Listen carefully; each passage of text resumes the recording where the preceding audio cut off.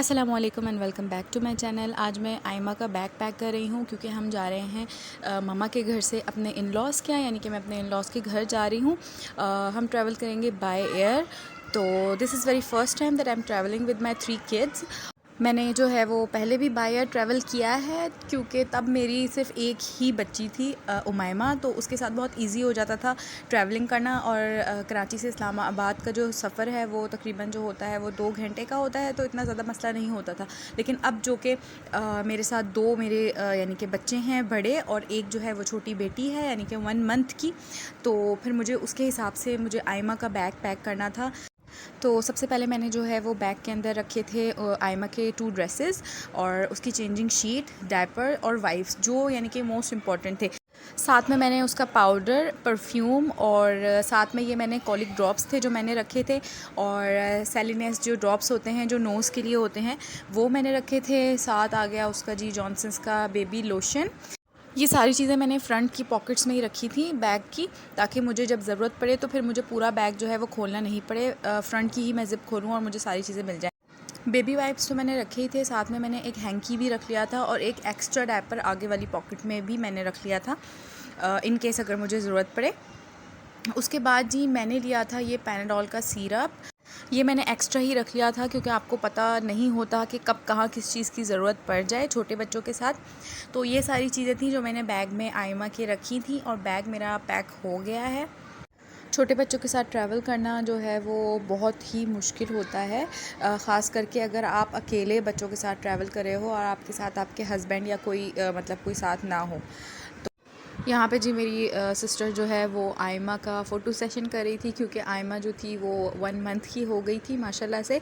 Actually ये video मेरी बहुत पहले की बनी हुई थी, लेकिन रिसेंटली मेरा सेल ख़राब हो गया था और फिर जी उसके बाद मैं घर आई और फिर छोटी बच्ची के साथ मुझे बिल्कुल टाइम नहीं मिला कि मैं वीडियो का वॉइस ओवर करूँ। तो जी उसके बाद जी हम निकल गए थे एयरपोर्ट के लिए। घर से मैं बहुत जल्दी निकल गई थी क्योंकि मेरी जो थी वो फ़्लाइट थी वो 9 बजे की थी, लेकिन मैं 6:30 बजे ही घर से निकल गई थी क्योंकि कराची के ट्रैफ़िक का आपको तो पता ही है कि अगर एक दफ़ा गाड़ी फंस जाए तो फिर 1-2 घंटे तो कहीं के नहीं रहे। ये थी जी मेरी मेहंदी, मैंने अपनी सिस्टर से लगवाई थी घर जाने की खुशी में। बच्चों के साथ ट्रैवलिंग करना तो बहुत ही मुश्किल होता है। सबसे ज़्यादा मुझे टेंशन हादी की थी क्योंकि हादी फ़र्स्ट टाइम जो है वो प्लेन में ट्रैवल कर रहा था, तो मुझे ये लग रहा था कि हादी मुझे बहुत ज़्यादा तंग करेगा। तो उसके लिए मैंने कुछ नेट से टिप्स देखी थी जो मेरे लिए बहुत हेल्पफुल हुई थी। तो और सबसे ज़्यादा हादी ने ही इंजॉय किया था, तो वो टिप्स मैं आपके साथ भी शेयर करूँगी। तो सबसे पहले जो टिप थी वो ये थी कि सबसे ज़्यादा जो मसला होता है बच्चों के साथ ट्रैवलिंग में वो होता है कि आपको अपने लगेज को संभालना पड़ता है, यानी कि आपको जो सामान होता है उसको संभालना पड़ता है। तो उसमें क्या होता है कि आप बच्चों का भी ध्यान नहीं रख पाते और सामान का भी। तो मैंने क्या किया था कि मैंने सबसे पहले जो जिस दिन मेरी फ़्लाइट थी उससे 2 दिन पहले अपना सामान जो है वो सारा कार्गो कर लिया था। मेरे पास सिर्फ एक बैग था जो मुझे कैरी करना था। इसका मुझे ये बेनिफ़िट हुआ कि मेरा जो फ़ोकस था वो मेरे बच्चों पर ही था, ना कि किसी और चीज़ पर। टिप नंबर 2 ये थी कि मैंने अपने बच्चों को थोड़े मोटे कपड़े पहनाए थे, मींस जीन्स के साथ ऐसी शर्ट्स पहनाई थी जिसमें बच्चों को ठंड ज़्यादा ना लगे, क्योंकि एयरपोर्ट का जो माहौल होता है वो ठंडा ठंडा ही होता है और प्लेन में भी मुसलसल एयर कंडीशन होता है। क्योंकि बच्चे थोड़े इरिटेट होते हैं, जिन बच्चों को आदत नहीं होती तो वो इरिटेट होते हैं, और मेरे बच्चों को तो बिल्कुल आदत नहीं है क्योंकि वो ब्लैंकेट्स वगैरह ना इरिटेट करते हैं उनको।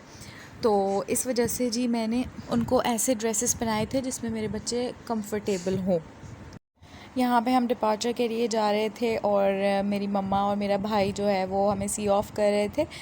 तो फाइनली जी यहाँ से हमारा सफ़र शुरू हो गया था घर जाने का। हर दफ़ा जी यहाँ पे यही होता है मेरे साथ, मुझे घर आने की खुशी भी होती है और फिर जब मैं घर जाती हूँ तो फिर मेरे जो सिस्टर्स और यानी कि मेरी मम्मा हैं वो बहुत ज़्यादा सैड हो जाती हैं। टिप नंबर 3 जो थी वो ये थी कि आप बच्चों के साथ जो है वो टॉयज़ जो है वो कैरी करें उनके, ताकि बच्चे जो हैं वो प्लेन के अंदर जो 2 घंटे होते हैं उसमें बिज़ी रहें। मैंने क्या किया था, मैंने एयरपोर्ट से बच्चों के लिए टॉयज़ ले लिए थे, तो बच्चे जो है वो प्लेन के अंदर उससे ही खेल रहे थे और बच्चों का टाइम बहुत अच्छा गुजर गया था। आयमा ने थोड़ा बहुत तंग किया मुझे प्लेन में, क्योंकि वो शायद छोटी है तो उसके एयर्स के अंदर आई थिंक पेन वगैरह हो रहा था। बस उसके अलावा बच्चों ने जो है वो पूरा जो सफ़र था वो बहुत ज़्यादा इन्जॉय किया।